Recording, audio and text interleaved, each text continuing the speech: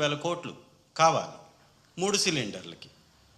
అంటే ఒక్కొక్క సిలిండర్కి అన్నా కూడా దాదాపుగా 13,000 కోట్ల రూపాయలు కావాల్సినటువంటి పరిస్థితి ఉంటుంది. 1,300 కోట్ల రూపాయలు.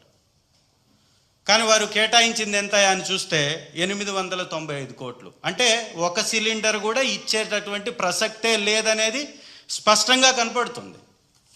ఇక కీలకమైనటువంటి ఆడబిడ్డ నిధి 1500 పేరుతోటి దగా చేసేటటువంటి కార్యక్రమం, దానికి సంబంధించి 32,400 కోట్లు కేటాయించాల్సి ఉంటే ఇచ్చింది కేటాయింపు కేవలం 0.